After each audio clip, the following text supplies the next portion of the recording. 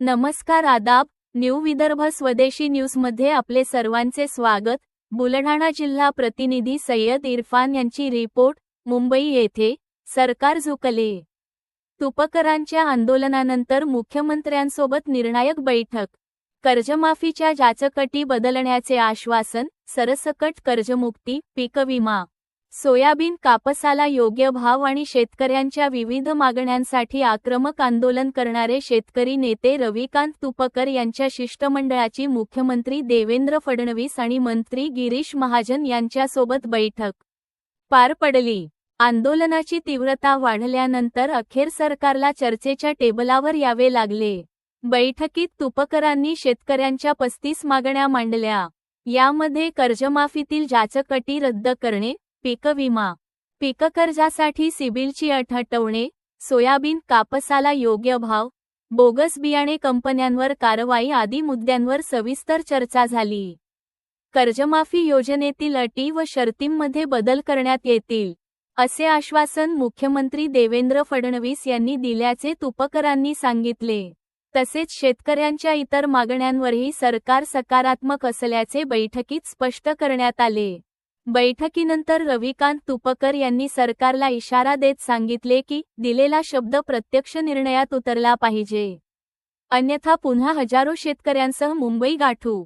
आता सरकार या मागण्यांवर किती लवकर निर्णय घेते, याकडे राज्यातील शेतकऱ्यांचे लक्ष लागले आहे. सरसकट कर्जमुक्ती व हक्काच्या पीक विम्यासाठी आम्ही शेतकऱ्यांनी काल मुंबईच्या विधानभवनात घुसण्याचा प्रयत्न केला. मोठं आंदोलन विधानभवनाच्या प्रवेशद्वारावर झालं. अनेक शेतकरी झाडावर चढून बसले. त्यामुळे सरकारची तारांबळ उडाली आणि जे सरकार चर्चेला तयार नव्हतं शेतकऱ्यांशी, ते सरकार अखेर चर्चेला तयार झालं. जलसंपदा मंत्री गिरीशभाऊ महाजनांच्या माध्यमातून आज विधानभवनात मुख्यमंत्री देवेंद्रजी फडणवीस यांच्याबरोबर जवळपास आमची पाऊण तास चर्चा झाली. या चर्चेमध्ये कर्जमाफी योजनेतले जाचक निकष आणि अटी काढून टाका अशा पद्धतीची भूमिका आम्ही घेतली आणि एक एक मुद्दा त्यांच्या लक्षात आणून दिला की ह्या अटी आणि निकषांमुळे शेतकरी या कर्जमाफी योजनेत कसे बसणार नाहीत. त्यांनी या मागण्या तुमच्या रस्त्यात असं सांगितलं आणि कर्जमाफी योजनेमध्ये सुधारणा करण्यासाठी सरकार तयार आहे हा शब्द त्यांनी आम्हाला दिला. तुम्ही ज्या सुधारणा सुचवल्या त्या आम्ही त्या सुधारणा 100% करू हाही शब्द त्यांनी दिला.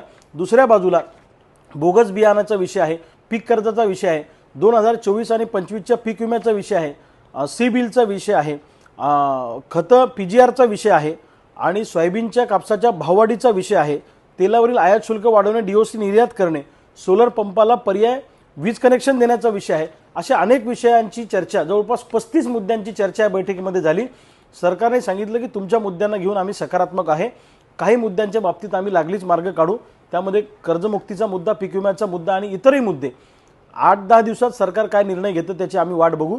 सरकारनं जर का या कर्जमाफी योजनेत बदल केले नाही किंवा पीक विम्याच्या बाबतीत निर्णय घेतला नाही तर आता आम्ही मुंबईमध्ये मोजके लोक विधानभवनात घुसण्याचा प्रयत्न केला, पण आता 8-10 दिवसात निर्णय घेतला नाही तर हजारो लाखोच्या संख्येने मुंबईत आम्ही शेतकरी येऊ आणि मागण्या मान्य झाल्याशिवाय आम्ही उठणार नाही, अशा पद्धतीची आमची भूमिका असेल.